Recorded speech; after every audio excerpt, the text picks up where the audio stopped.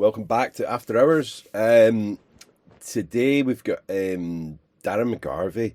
I've been following Darren McGarvey, I think for a couple of years now. I first came upon him on an amazing documentary he did. I mean, he's done loads, so there's a whole kind of catalogue to look back on, but I'll talk about that in a minute. Darren did one called, it was for BBC Scotland, I think in 2022, called Addictions, and it primarily kind of focused on the problem in Glasgow, where I'm from and where Darren's from. Darren grew up in a place called Pollok in Glasgow, which is it is kind of on the poverty line, and it's a bit of a rough area. Darren talks about that. He had a bit of a troubled, kind of childhood. Lost his mum, and due to alcoholism, and just kind of the area that he was growing up in, it was kind of difficult not to fall into certain kind of lifestyles. Although from listening to Darren, he didn't quite fall into that, but it was just around him, and it's hard not to be affected, by the kind of the drugs, the violence, the poverty, all of that. So it's quite an incredible story of how Darren has and is still kind of changing his life, turning his life around. He still goes to meetings. He got sober, in his early 30s, late 20s, early 30s. But he did have a few kind of, lapses. I wouldn't call them relapses. But he is still kind of focused on that kind of one day at a time mentality. The thing with Darren's documentaries, it's quite annoying because, in preparation for this, I wanted to watch it again.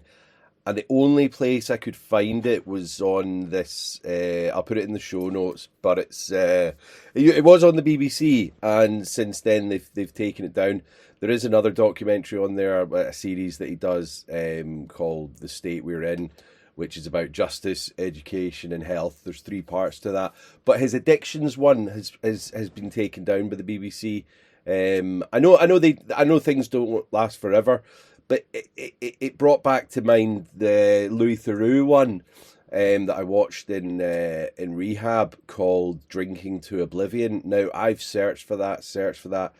I think you can maybe watch it on YouTube now. But the weird part is, the BBC on the iPlayer, they have a massive section devoted just to Louis Theroux, like literally everything he's done, and that episode isn't there. So I don't know whether I'm getting my head in some kind of weird conspiracy, but why are they taking down these amazing resources for people that are having issues with alcohol, and just to open up everyone else's eyes to the plight?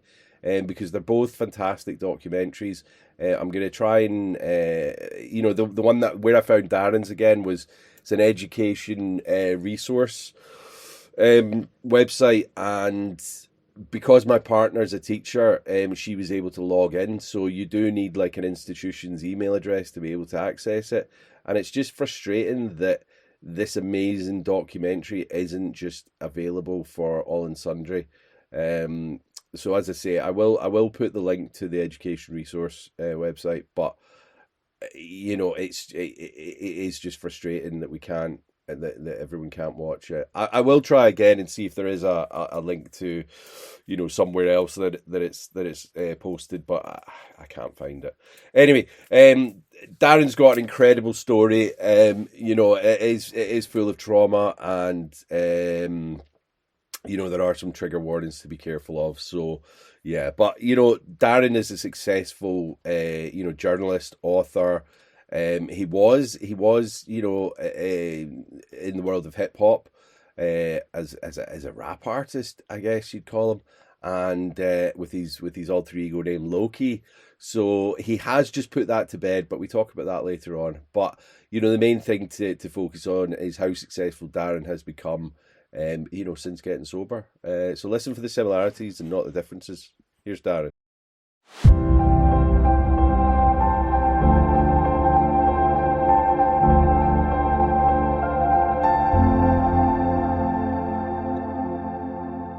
Darren, welcome to After Hours, mate. How are you today?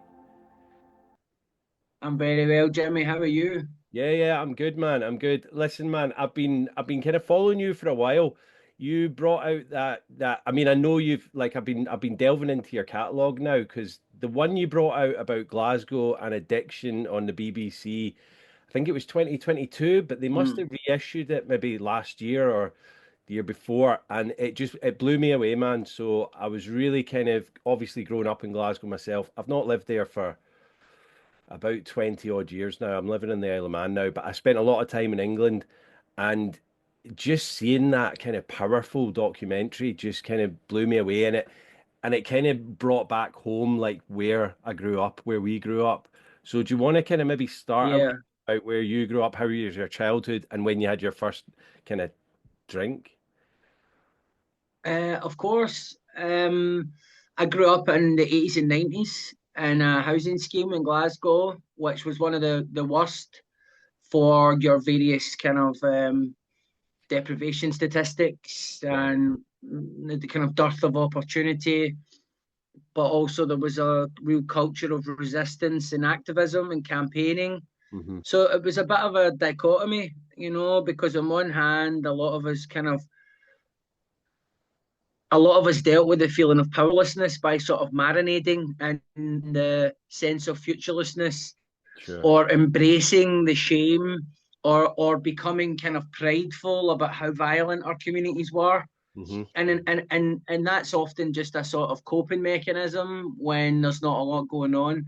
But Pollock also had this, no, we have to make it better, and to make it better, we have to get off our arse and do something about it. Hmm. So that was a sort of the framing for me as a kid. On one hand, you've got all the kind of visible tropes of deprivation. On the other hand, you've got a lot of people getting involved in the community at grassroots level. And then as I was sort of maturing out of childhood into adolescence, then I was also dealing with things at home through my mother, who was an alcoholic, Hmm. and just the sort of inner and external chaos that comes along with just living with a very serious drinker. So obviously I had a certain level of trauma, attachment wounds, basically all the perfect ingredients to later go on to develop my own sense of discomfort and fear that obviously my first proper drink was going to solve immediately. Hmm. And I think that came. I had experimented with alcohol. It never grabbed me. It wasn't until my mother's funeral that was the first drink I really remember enjoying. And what And age were that you was not then? just the 16. 16. Right. So still, I mean, Yeah. from my experience, well, I was 14. A lot of people on here, it's 14, 15, 16. But sometimes people when they get 16, they go, I was a bit of a late starter. We forget that is still a child. Do you know what I mean? It's still 16. Well, it's still illegal, let's be honest. And Yeah. it is a young age to be getting into alcohol. And so, how was that first drink? I mean, obviously you were using that, and sorry to hear about your mum. Obviously, you're using that as a coping mechanism to just kind of blot out what had happened. And then did it become, Well, actually, what happened for me was one of the ways that I developed in terms of how I dealt with things was a kind of numbness. yeah, So I often, unless it's a wound around a romantic attachment, which I feel very intensely, hmm, and I can't push down or avoid. Other kinds of trauma or things like grief and bereavements and stuff like that, it doesn't really hit me at first. hmm, There is a sort of it gets triaged and it gets sort of put at a distance. I don't do this consciously. So the thing that happened with me on the day of my mother's funeral was more a kind of a sense that I should feel more than I did. hmm, And then what happened was the alcohol didn't just produce the effects associated with drinking. It was the whole context of it. I felt like a man should feel. I was, 16. I was being handed a kind of cold beer by uncles. aye, I was dressed in a suit, black tie, and so it was the whole picture. There was something about it was like that was me. I was formally announced as an adult in that moment, and also it was the kind of being the center, feeling like the center of it all. you Mm-hmm. know, because it's your mum who's died.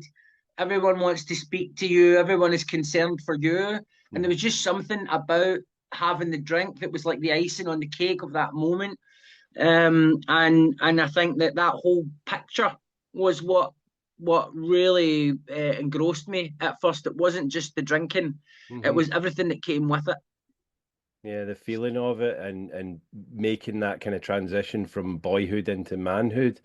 And then, so Yeah. how did that kind of develop? Obviously, as I say, a lot of people, it's trauma, or they like the buzz or whatever. But obviously, you've got something different. You've got this feeling of, I'm a man, and now that I've got this kind of almost like sword and shield in my hand as the beer. How did that kind Mm. of then develop? Did that stick with you then? What did? I mean, I remember going back to school that day. Excuse me. I Bless you. remember going back to excuse me. I remember going back to school that day because I thought I want to go into that high stress environment with Mhm. this buzz, Yeah, yeah. you know, because school for me sometimes felt like a bit of a gauntlet, you know. I was in some ways very different from a lot of the other boys. I was still interested in the traditional things. I was able to feign interest in them Mm, convincingly enough to kind of navigate. But I was into rap music. I was into dressing different. My vocabulary was different. I had red hair, chronic acne. You know, there's just no hiding for me. So I kind of had to, every day in school, sometimes just felt like a fight. hmm So I liked the idea actually of going to school in my suit and my jacket and with a wee buzz in me. There hmm was something that was weird. It was like the alcohol produced this kind of feeling of, let's go in and see how it feels to be in school with this little glow about you, Yeah. which is kind of an odd thing to do. It's quite strange. It's quite strange to leave your family and go back to school. When you've got the The day day off, that you get the day off, you get the day off, but you've you've just chosen. cremated your mother. Mm, Yep. And then I don't know what it was. I mean, I guess even just in that, I'm sure a therapist could pick that apart for days. hmm Um, but yeah, and then I left school not long after that.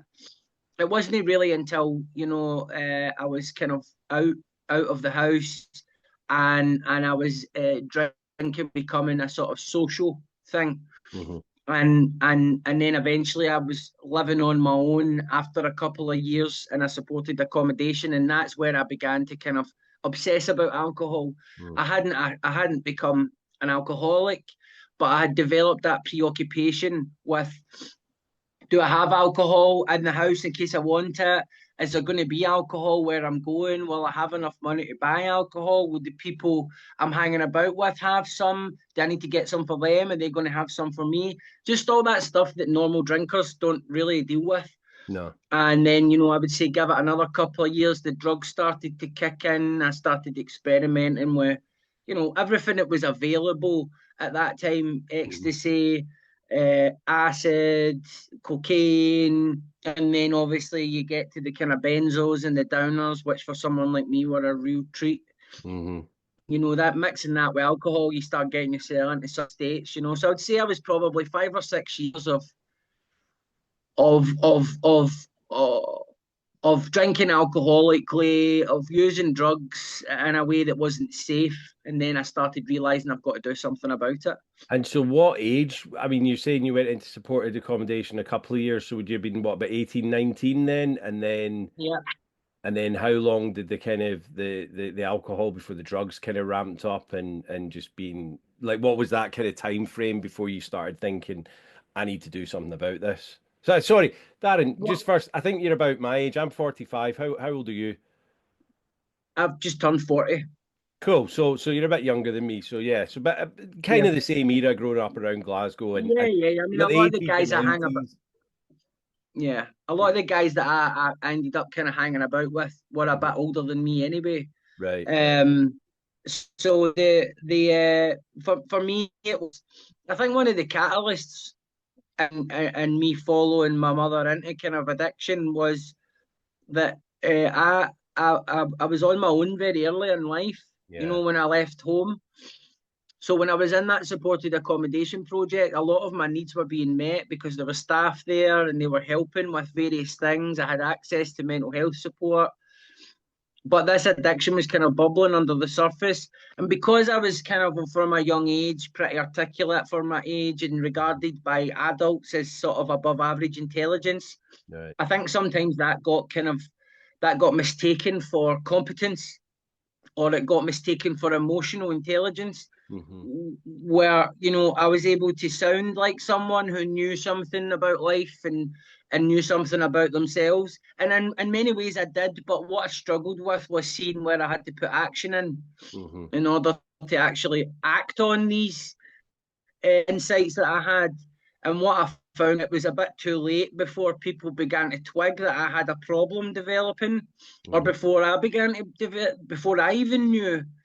So it was really like, I remember experiencing my first, what I realise now is kind of DTs, you know, like hallucinating, violent shaking, sleep paralysis, just the kind of that mixture of kind of minor withdrawal and exhaustion and malnourishment that kind of manifests in really rough nights.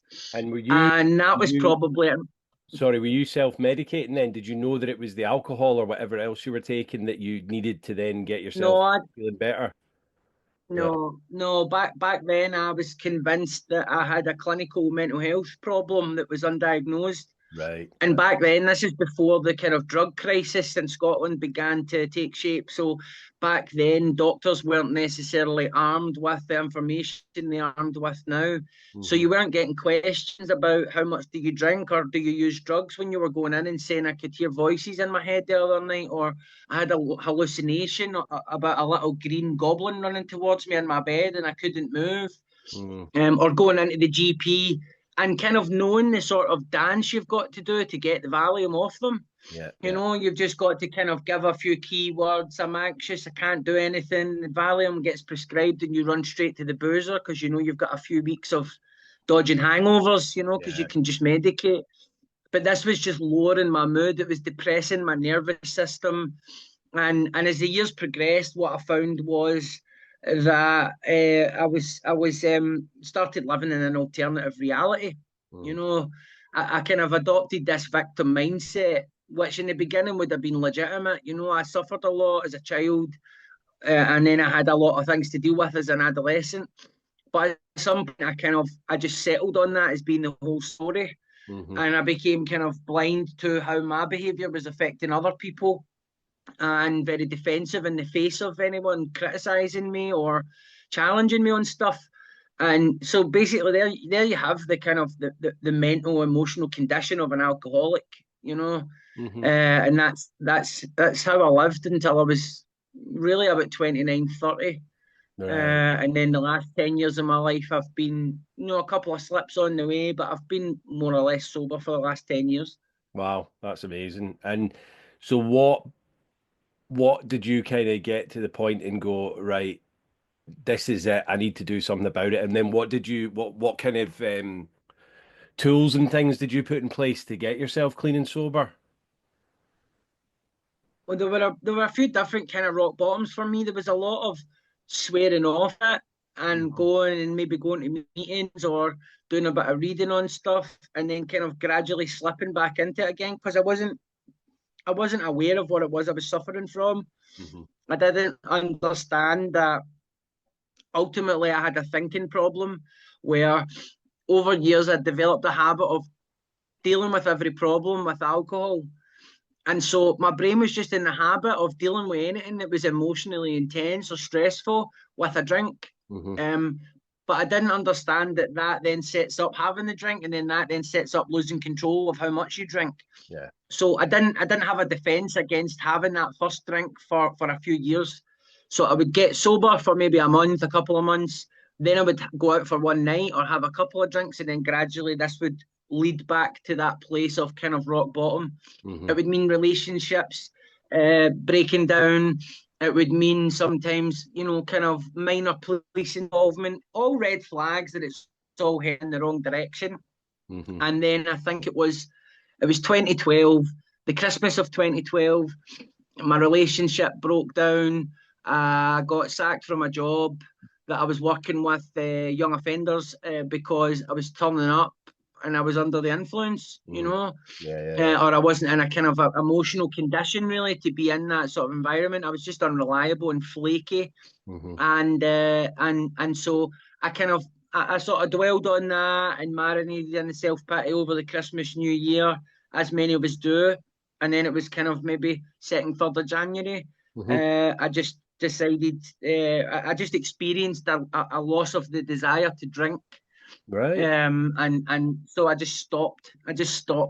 And I got into meetings and took it a bit more seriously. But what is it they say? One's never enough. One's too many, and a thousand's never enough. And so, Yeah, what was your career like through your twenties until kind of 2012? Then, what were you working as? You I mentioned you was were working with young offenders and things like that. Was it? Yeah. Yeah, I was kind of I fell into community arts quite young in my late teens through a mentor of mine who was based in Paisley, who was producing for me in hip hop. He produced my first couple of projects, really mentored me and looked after me really when I was kind of wayward, Yeah. pointed me towards the local hip hop scene, which became a real point of continuity and quite a Oh, crazy absolutely. lifestyle. Yeah. And then that led to opportunities of doing freelance work. Uh-huh. Uh, Basically just going in, working with young people or kids. But I mean, even back then, I mean, I remember one time turning up to do something in Paisley and I had been up all night. You know what I Hmm. mean? Like, and one of the guys that I was partying with just decided he'll come along with me to the workshop. And, and so I remember being woken up. Uh, I remember being woken up by a youth worker. Uh-huh. I had fallen asleep on the On table the work in the workshop. Yeah. Jeez. before the workshop's about to start, and then we do the workshop, and then I just leave, and then we go to the pub, and we just continue getting on it. There was no real contact with the reality of things then, but I was so good at connecting with kids and young people that I kept getting work. Yeah, yeah. Anyway, you know what I And mean? I think And that's you the can kind of thing with freelancing as well. And plus, you're in your twenties. Do you know what I mean? You're going out. You're doing this. I was the same. We could handle it. Do you know what I mean? We could handle the next yeah, day. And okay, we're maybe not on 100% our top form, but we're still able to go in and we're hanging, but we're still all right with it. And again, yeah, the thing yeah, with freelance work, you can just kind of pick and choose what your hours are. Obviously, you got certain workshops, but do you know what I mean? It's not 9 to 5 in an office where you get the same boss who's cracking down on you every day. So you've got a bit of freedom with that. So yeah. it kind of opens up for my in my experience, my life, when I had jobs like that, it was kind of, well, especially when I worked in many bars, so it's kind of the same thing. You can just come and go, and it's like, oh, I'll Mm, phone in sick. So I was habitual phoning in sick. If I was still out on it, it wasn't. I would never phone in yeah. sick for a hangover back in the early days. It was just because I was still away with the fairies, doing it, and Yeah. continuing to do it. Yeah. So at what point would you say was your kind of darkest moment, and you thought this I've There had was a few ones, yeah. I mean, there was kind of a couple of cries for help, which were I was sailing maybe a bit close to the wind in terms of some of my attempts subconsciously to tell people that I was really struggling. Mm-hmm. Then I had a couple of quite serious accidental overdoses, Right. and actually involving over-the-counter medication. I acquired a bit of habit with things like Sopidine Max and Nurofen Plus and things like that, the stuff that's got the codeine in it. Yeah, yeah. And so, I remember one day going into the cupboard to take another four Sopidine Max and realizing I had done a whole box in a couple of days. So I was already in dangerous paracetamol toxicity levels, Yeah. and there's nothing more surreal than being in the hospital, wired up to IVs, having stuff pumped through your system, and honestly not knowing why this has happened. You know what I mean? Just not knowing and understanding the level of addiction that's at play.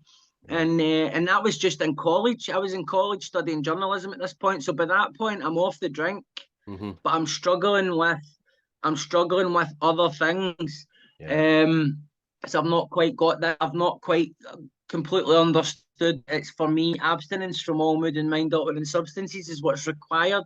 Mm-hmm. And I just remember being in the hospital and people coming, no, the CPNs coming up, the psychiatric nurses, and everyone's coming over me really serious. Like they think with the amount of paracetamol that's in my system, they think that I'm trying to kill myself. Yeah. And I'm like, no, honestly, like I was just taking a few of these to go into college because it calmed my nerves. Do you know what I Uh-huh. mean? Uh-huh. And I've done so much paracetamol that if I hadn't got any hospital, then my liver would probably have shut down. Do you know what I mean? And it's just like Yeah. it's, And you've it's done just that madness, without really. you've done that without knowing how many you've taken. Do you know what I mean? You've forgotten that you've Yeah, you're taken just as going like that, many. four, stick four in, stick another four in, just take four at a time. You know what I Yeah. mean? Yeah. And like depending on your size and your weight and all that, you might get away with it.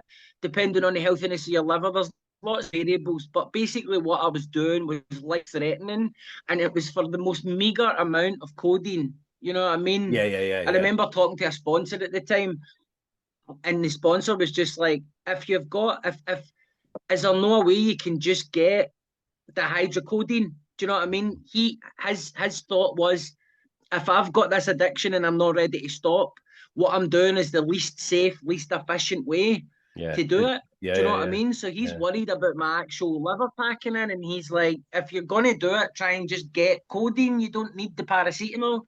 Mm-hmm. But for me, it was not just the drug; it was the ritual.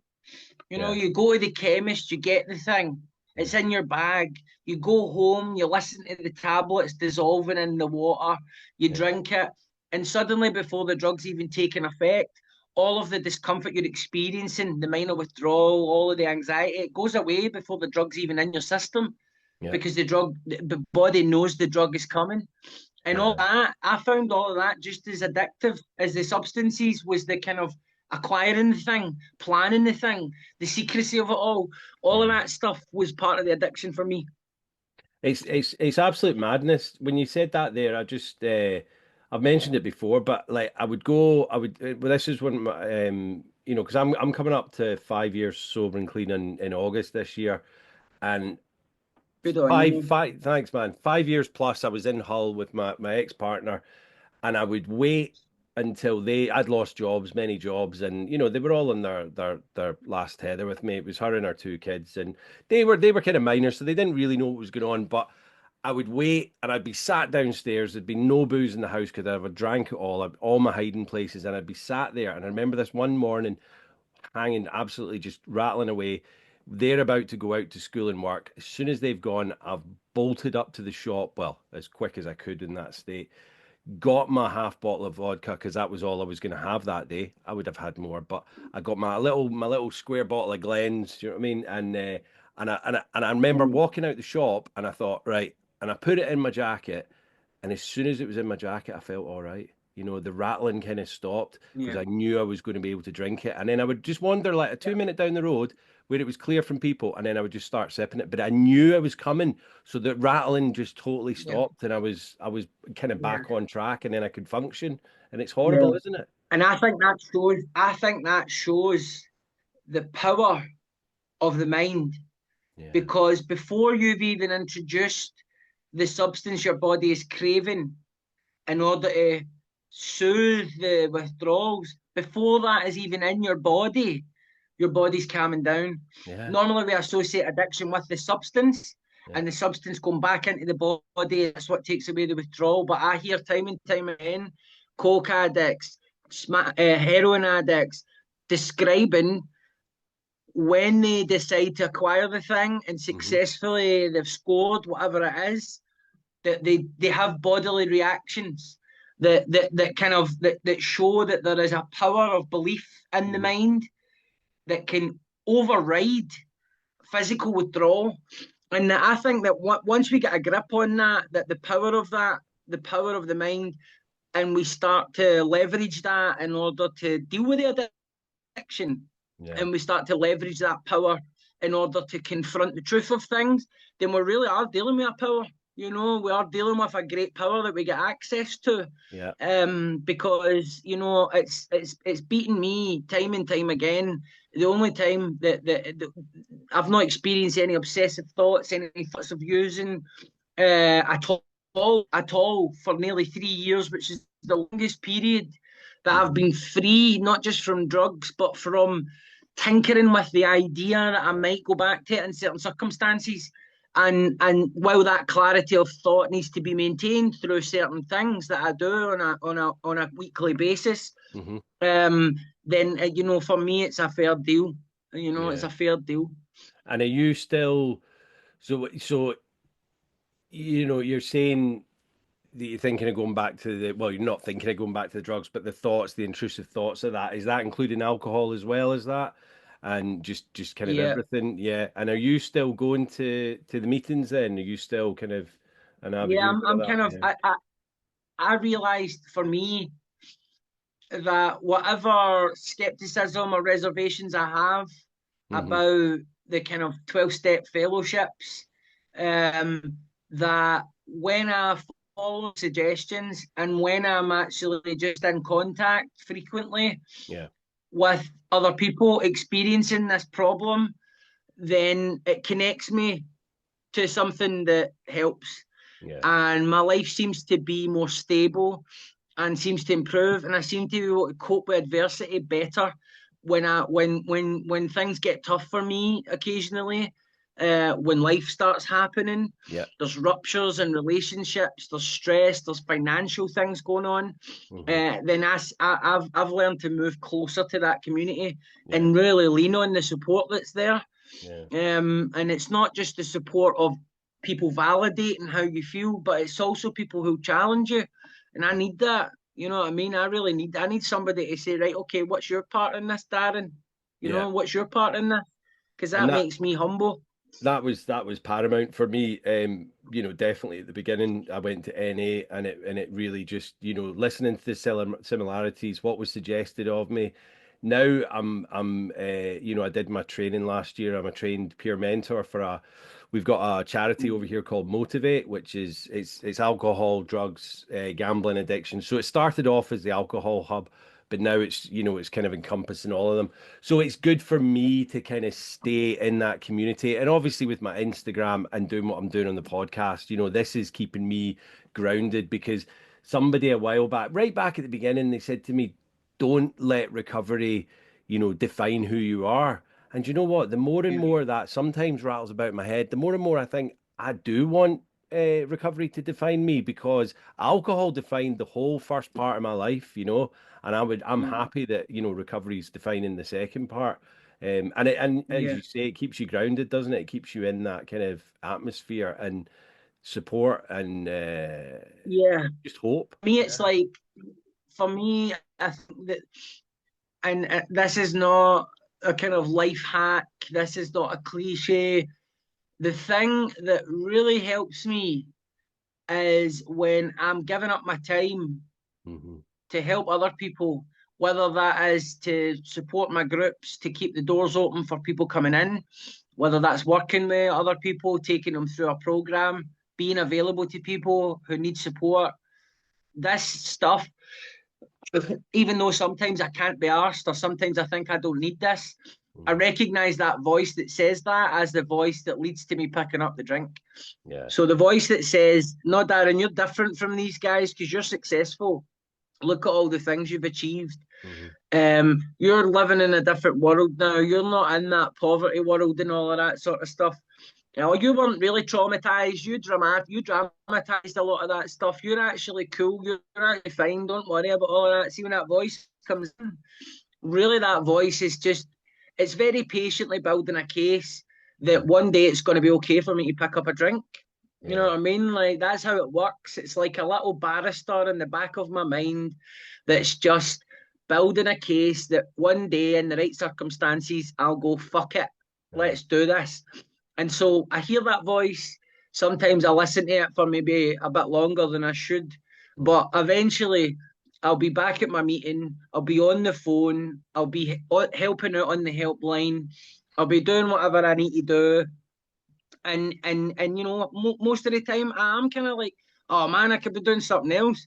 Yeah. But that's just the mind. You know what I mean? The fact is I'm there.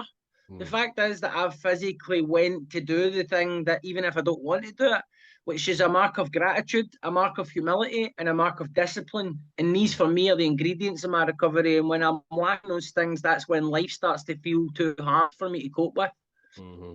There's a guy way back, and he used to every week he'd start his share with, my addiction is just next door in that other room, and it's doing press ups, push ups, chin ups. It's just waiting for me Mm-hmm. to show my weakest point, and then it's going to be on me. And that was really powerful for me to listen to that. And he's now. I spoke to him the other day. He's 20 years in May, so he's got some good Mm-hmm. time under him. But he's like, I never turn my back on it. I always need to know that it's ready, and it can pounce on me when I'm least expecting it.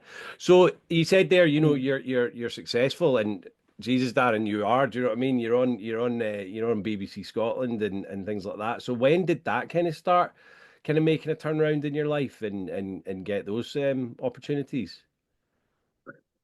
My life got better really quickly after I got sober, and to be honest, part of part of how quickly things improved for me was what disorientated me in recovery, Yeah. because it wasn't long after I first got sober. Then I was in college studying to be a journalist.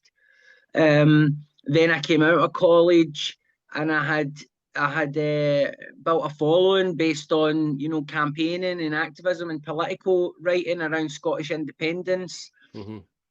And then suddenly, like I was it was a few years down the line, and I realised I had a bit of kind of cultural capital, as they say, and I kind of traded that in to get a opportunity to write a book. Yeah. And then I crowdfunded my audience. I asked them, look, if you buy a book in advance, then I'll post a signed copy of the book out to you when it's done, Hmm. and this is going to give me a bit of time to work the book because my Yeah. son had just been born, my first kid, and that really afforded me a bit of space to work on the book. In the publication of the book and the reception of the book, Poverty Safari was Hmm. really the kind of, I would say, career wise, is the thing that put me on a different kind of plane professionally. So Yeah. that's when I became a professional writer. That's when I had more of a national platform. That's when the opportunities flooded in. That's when the material circumstances of my life really did change. While I did find a lot of that very challenging in ways I didn't suspect, and maybe if I could go back, I would do some things differently. At the same time, it was a high risk strategy that I decided to take because I thought the payoff would be big enough to justify all the shit that came with it. Yeah. My boy was born, and I didn't want to, and I knew that if I was going to make something happen, it had to happen then, Hmm. because once you start raising a family and you get really into the weeds of just child rearing and all of that, I just knew I wouldn't have the time or energy that Hmm. required to make that leap to where I managed to get to. So I was highly motivated, had a lot of support around me, and it kind of paid off, thankfully. Yeah. Yeah. No, it's amazing. And just for the listeners, what is the book about? Poverty Safari is part memoir, part political social commentary, Hmm. which, through a bunch of what seems to be at first kind of unrelated miscellaneous chapters that are just connected by the theme of poverty, Yeah. tells the story of how so many people in the UK who grow up in poverty become angry at decision makers in Yeah. their community or in their society. So it's the beginning of a theme that I explore in all of my work later. This idea of proximity. You've got to make decisions, and they make decisions based on their misguided assumptions Hmm. because they've not experienced a lot of the stuff that they make decisions about. So the drug crisis is a consequence of that. A lot of social policy welfare reform is a consequence of that. But Poverty Safari is a real kind of street level Yeah. book, um, which also charts my upbringing, growing up in poverty, and what shaped my experiences and beliefs. And so I didn't have any idea it would go on to do the kind of success that it had. And I'm not talking about selling millions of copies, but the No, book but being just it kind of respected. Yeah. it received a level of wide. It had a wide appeal You Uh-huh. know, even though I wear my politics on my sleeve, people know I'm of the left. You know what I Hmm. mean? Hmm. Recovery in the process of getting sober, where I realised there's a place for the individual. The individual does have efficacy, and the individual can bring to bear faculties that can help to improve their circumstances, irrespective of how difficult their life has been or how poor they are. Sure. And I know that to be true. Then, you know, it means that my politics are slightly more nuanced than maybe the average kind of lefty, Hmm. especially the average hard drinking lefty. And I think that because the book has a process of self-reflection, it meant that a lot of people who normally wouldn't read a book by someone on the left kind of Mm. heard about it and did read it and were surprised by it. And so it led to the book having like legs for just years and years. Right. I mean, I just got another royalty check in yesterday from it, and Well, it's this is the book now. I mean, it's nearly 10 years it's been out. So it just shows you that yeah. the book's got a life of its own, Have and you it done changed everything for have me. you done an audible version of it? I do read, and I read, Yeah. voraciously, so that's going on my list after this. Like I knew you had a book, but I didn't know it was on Audible, so I'll definitely be getting into that. Well, And I've got two. I've got two, but the second one's it's still quite personal, but mhm. it's a kind of State of the Union book post COVID. It's basically saying, All right. here's why Britain's fucked. You know what I mean? Yeah. It's a bit more academic. It's a bit more journalistic, whereas the first book blends together kind of essays Hmm. with reportage and personal kind of insights. So it's a Hmm. bit different structurally and a bit more accessible, I think, for the average reader. Cool. And did that then open up the doors to do the documentaries? Were you asked to do that, or was that something you'd always kind of planned to It did. get It into? opened up it opened up so many doors I couldn't have taken advantage of the opportunities if Yeah. I'd cloned. There were some things I was offered that I didn't explore, like turning the book into a drama, Right. um, uh, because I didn't feel sure that it would be done in a way that protected the story and the integrity of the story. Uh-huh. And obviously there would have been other opportunities to write for certain publications or work with certain broadcasters. And at the time, you know, that just didn't wasn't a good fit for me. Yeah. But the opportunities that I did get, that I did explore, was to move into broadcasting Yeah. and TV presenting and writing and being heavily involved in the creative process of documentary films and learning a lot from collaborators and getting a bit more media savvy in terms of how you go out there and sell something to the public. Hmm. So a lot of skills, and a lot of skills to pay a lot of bills, and also a real financial education as well. Yeah. Because at first, when you sign your contract, you're just looking at the number on the contract and you think that's all your money, and then you realise, you know, really you're getting less than half once everybody takes their cut. Uh-huh. Uh-huh. So I had to kind of it was a real boot camp in terms of just how do you manage life. You know what I mean? Yeah, yeah, yeah. Like growing up really quickly because I'm sure all that happened quite at quite a rapid pace, isn't it? Yeah, from when you got sober to the book to then being on TV. The one, I mean, Yeah. the one that I watched, and as I say, I'm going back on the catalog. Darren? I'm here. I'm here. I'm Oh here. yeah, Sorry, my wife just the is trying video to went phone. off. It's all My right. wife is trying to. I'm Ah, here.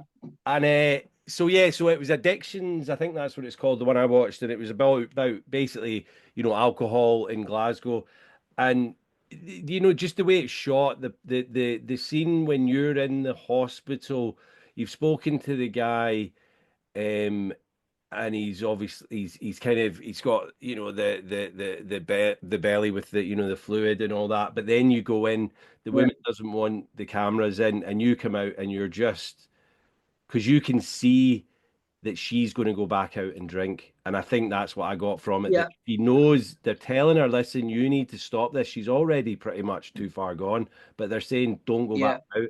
And it's just that moment where you have to get away from the camera. And I was like, Yeah.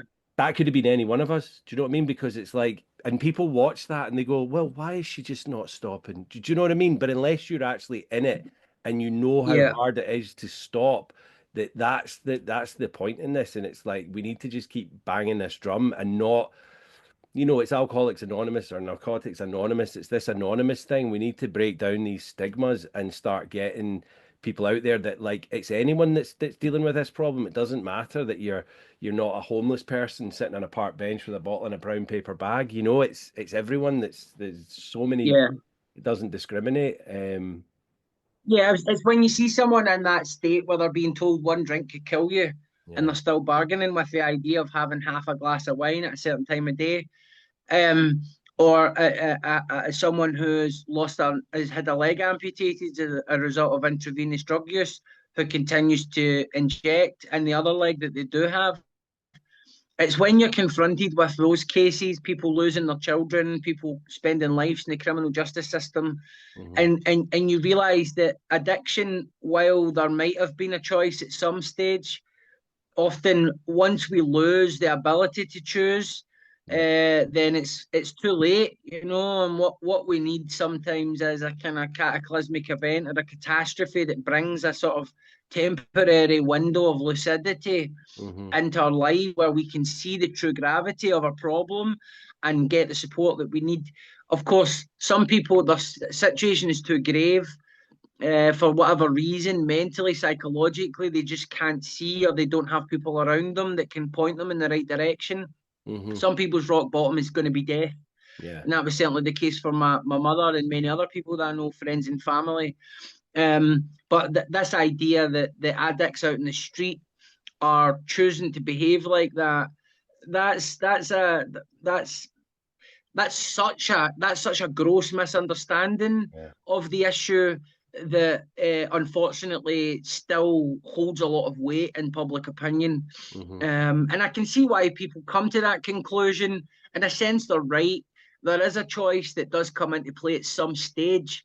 But when you're in the grip of addiction, you're not perceiving your true sense of choice. No. Your brain has whittled everything down to either you use or you go into withdrawal. And when faced with that choice, there are no other choices. No, you don't want the sickness. And it's, you know, even going back, the whole alcohol thing, you know, yeah, it's a choice. And a lot of people will look down upon alcoholics or, you know, alcohol use disorder people. And it's like, it can happen to anyone, you know, whether it's a DNA or a predisposition in your makeup, or the fact is you've just done far too much of it. Because let's be honest, it's an addictive drug. So I think a lot of people that are out on a Friday and Saturday night in all the cities across the UK are teetering on the edge of getting dependent on it because they're just doing it to absolute excess, and it's not a case of just having a few glasses of wine here and there, and that's fine. And I know there's people that can do that, but that's not the majority of people. Majority of people are, I think, abusing alcohol at this point. It's like Yeah, Hazel's documentary that was on recently, Binge Drinking and Me. Have you seen that one? Um, no, no. and it's, you know, I think the level for binge drinking now is two large glasses of wine. So who in the UK is going out on a Friday and Saturday night is not drinking more than that? And again, that's, you know, Yeah, that's causing liver issues and liver damage. And it's just, we grew up in a kind of cultural, social, hedonistic time through the 80s and the 90s and even the noughties. You know, I mean, I don't really know what it's like for the kids out there. I've got some stepkids myself, but they're just below that age of going out and seeing what it's done.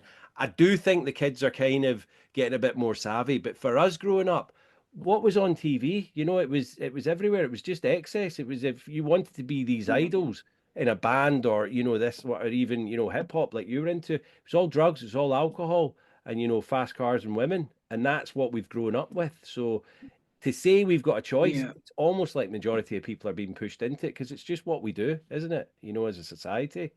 It is, and also having done a bit of traveling in the last few years, particularly for work and getting a real insight into how other countries do things. Mm, The sort of culture you're talking about is very specific to the UK. yeah. There is a feeling, I think, that's justified that the UK population have been offered up as kind of commercial sacrifices to whatever enterprise wants to prey upon their humanity.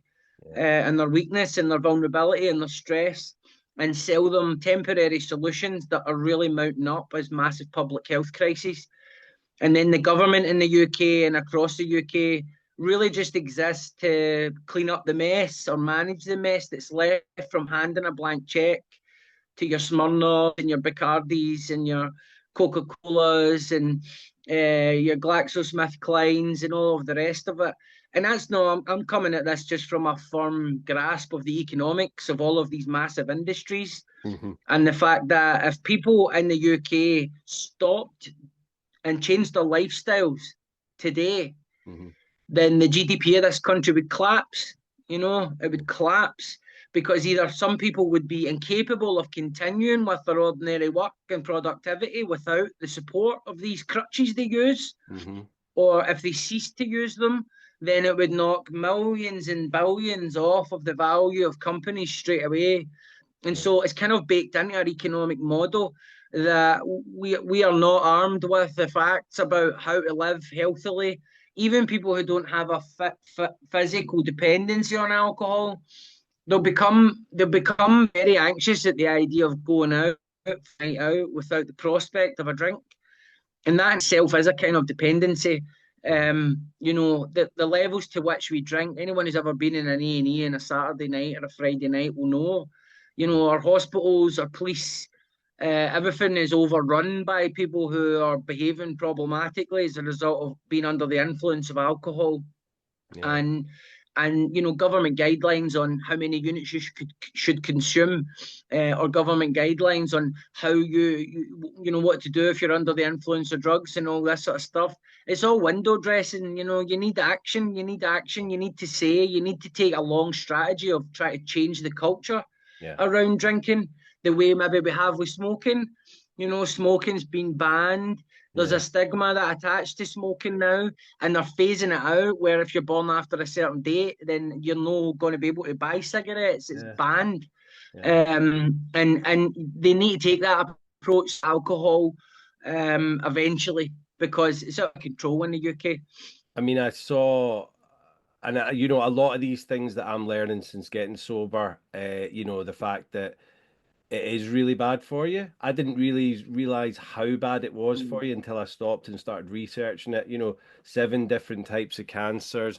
Then I watched your program, and I'm like, the big alcohol is regulating itself through advertising. There's no Yeah, control over that. Like, what is that all about? Like cigarettes, I remember way back in yeah, the day, you could still have your Marlboro Man smoking a fag. Then they said we're not allowing people in the cigarettes adverts. So then it was like Silk Cut were really clever with all their kind of arty adverts. Then it was like another 10 years and there was no advertising. Then the cigarette packets had all the warnings on them and all that. And now they're hidden, they're way in the back of the gantries. There's no branding on them. As you say, if you're born after a certain age, a certain year, you're not allowed to even buy them. So it is going that way. I know they're never going to be able to just outlaw, alcohol, because that's taking someone's choice away.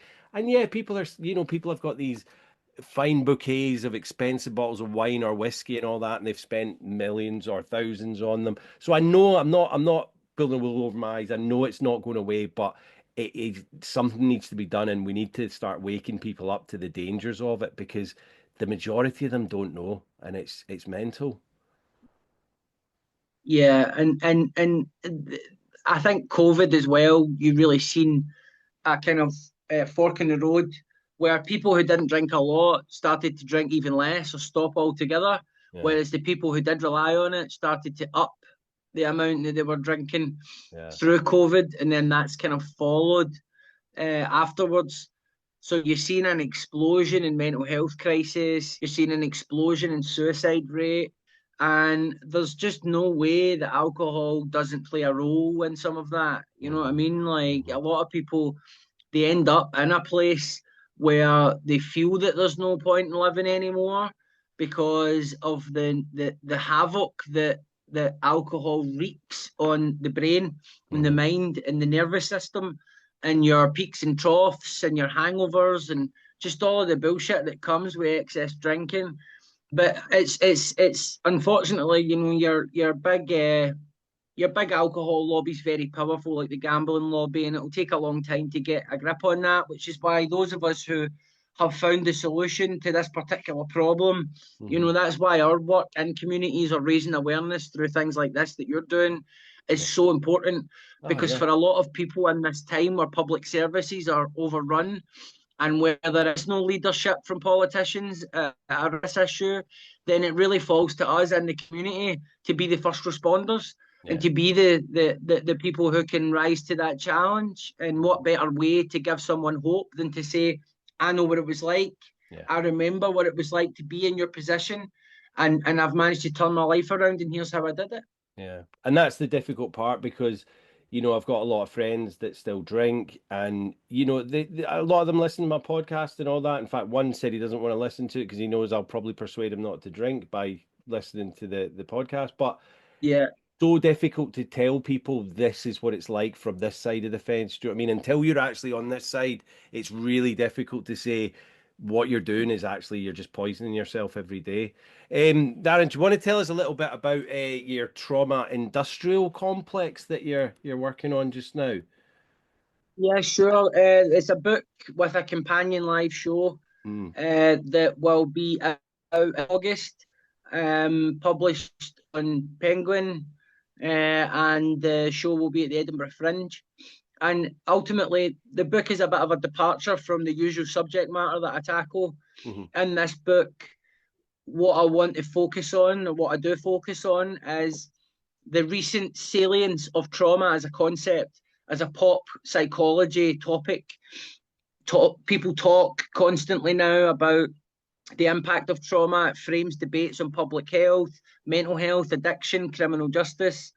And the average person in the street might even use a lot of the trauma-related terminology to describe aspects of their own behaviour or the behaviour of people in their lives. They might look at things like attachment theory to look at their relationships. And while a lot of people might not realise it, much of the content that they're engaging with online is not always the safest or the wisest stuff to be kind of reframing your life and your experiences around. And one of the more dangerous aspects of that particular online trauma culture is this idea that telling your story publicly is a part of the healing process.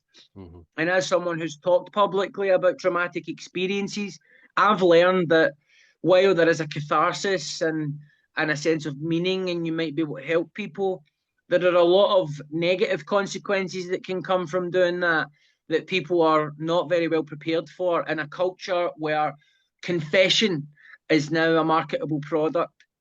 So the book really uses my experience of becoming a public face of certain issues, a lived experience person, to re-examine some of the fundamental assumptions that public performance of pain is free of risk.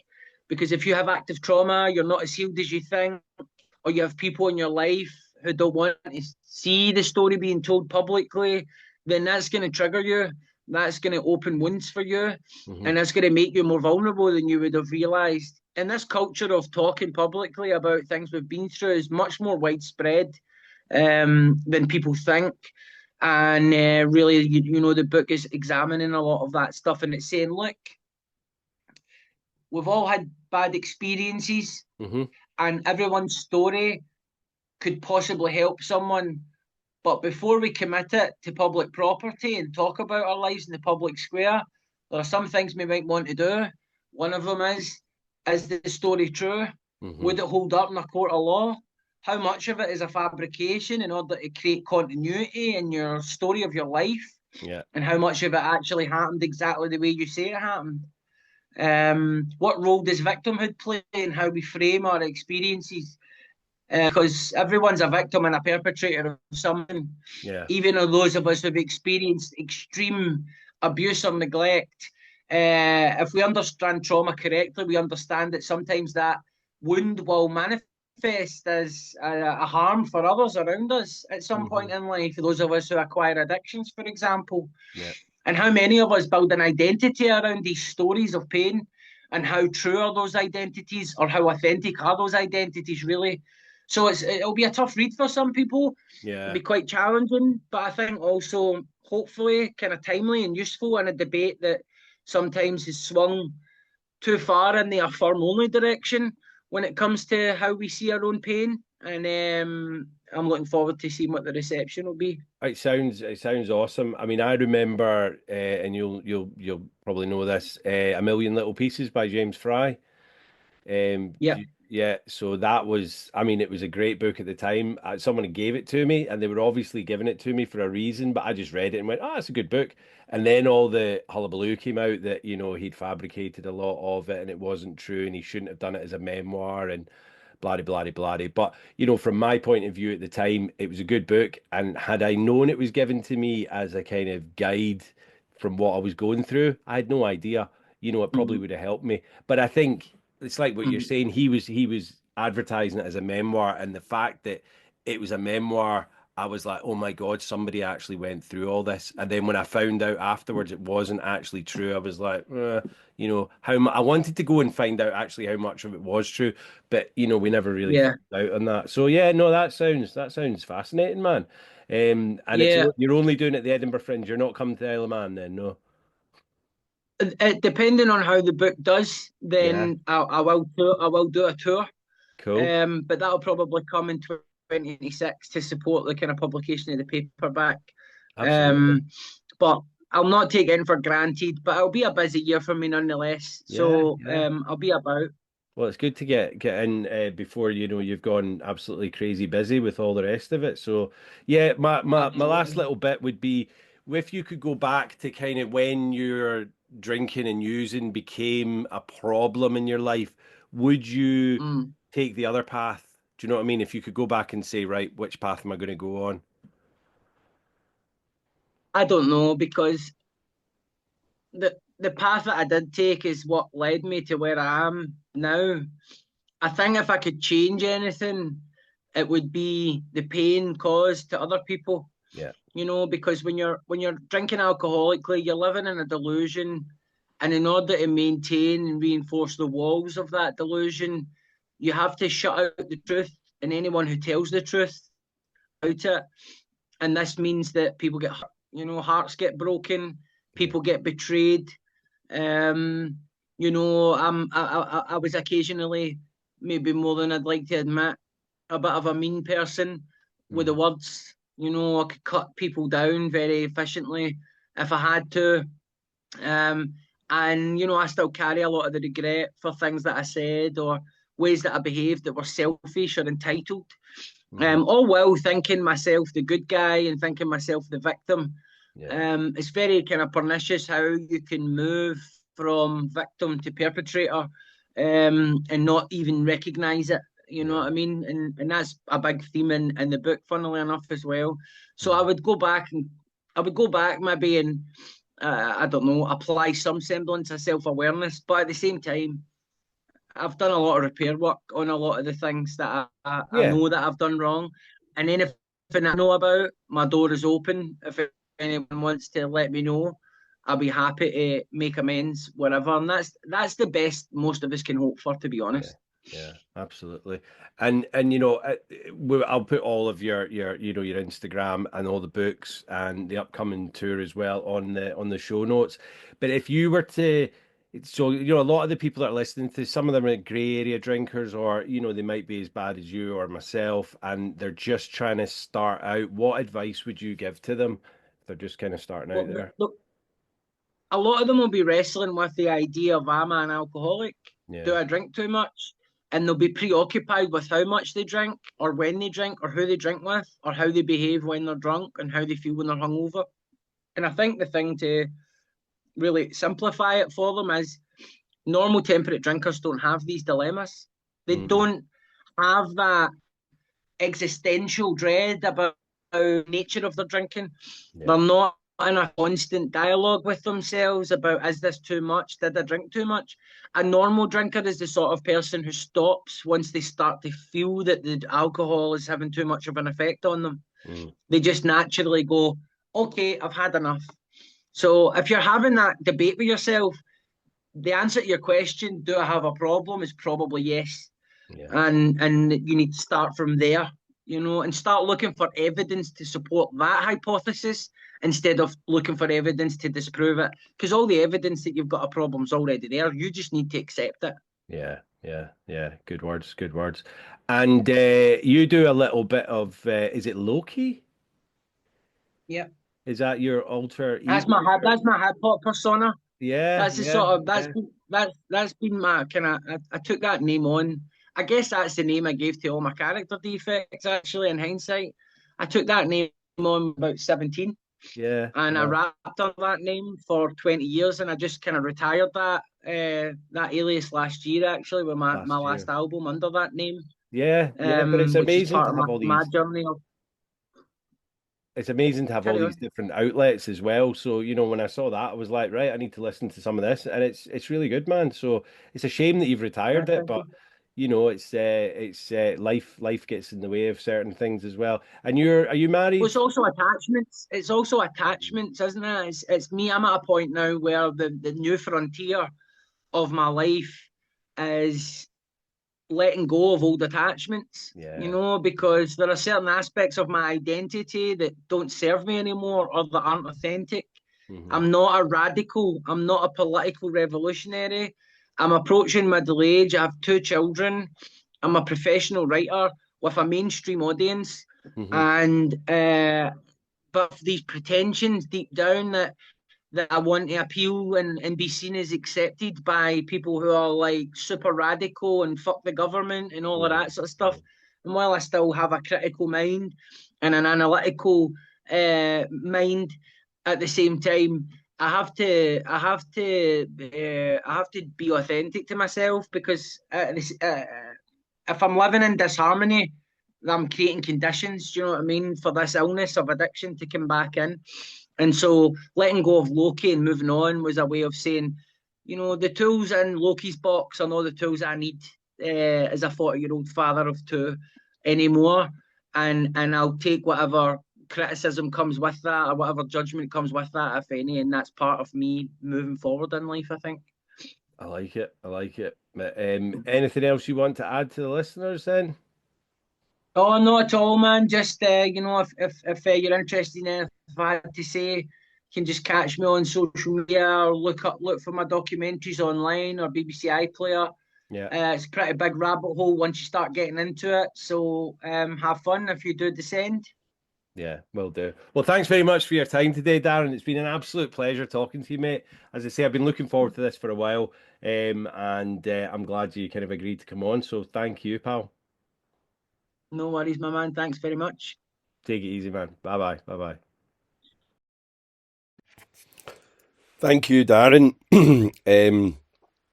It's there's quite a kind of contrast between a lot of the guests that I'm having on. Obviously, Darren went through some deep trauma, in his early kind of years of life, and just the kind of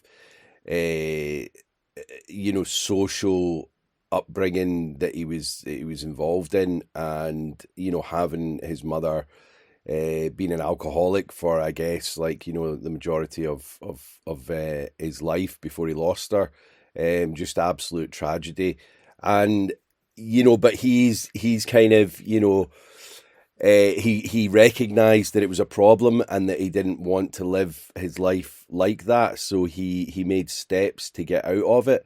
And, what he's doing in, his documentaries and his books is absolutely amazing. That just trying to shine a light on these social and cultural aspects of how people are getting into addiction and what we can kind of do to solve it. So as I said, I put all these details and links to Darren's work in the show notes. And yeah, I just hope a lot of people have taken a lot from that episode. I certainly did after having the conversation with Darren. He's a great guy and, super intelligent, just so much going about him. And it's just, a tragic thought to think that could have all been lost in the face of addiction. Had Darren not got himself out of that hole that he was in, we wouldn't be, you know, kind of flourished with all of this, you know, deep and meaningful creative content that he's put out into the world. And that's just, you know, that would just be an absolute tragedy if all that had been lost to, you know, him going down the pub or sitting at home and, you know, dousing his life with drugs and alcohol. So yeah, I'm so glad that he's you know, he's doing well, and he's got his life in order, and, you know, having all the successes that he's had. So, you know, thanks again, Darren, and long may your success continue. Thanks for listening again today, guys. You know, these episodes are just, I'm just so enjoying doing them, and I know that people are enjoying listening to them. You know, it's just really, really kind of ramped up in such a short space of time. So thank you. If you are still listening to the end, then do me a favor and just, you know, hit the like button, hit the follow button, write a little comment, or hit the 5-star review button on whatever platform you're on. It's really quick to do, and it helps me, and it helps people, you know that these podcasts are about and what they're getting into. You know, and even if you're not liking it, post a comment. I'm all ears for what people like and what they don't like. So yeah, please just you know, let me know what you guys are thinking about the episode. So thank you so much for listening again, and see you next week. Cheers, guys. Bye bye.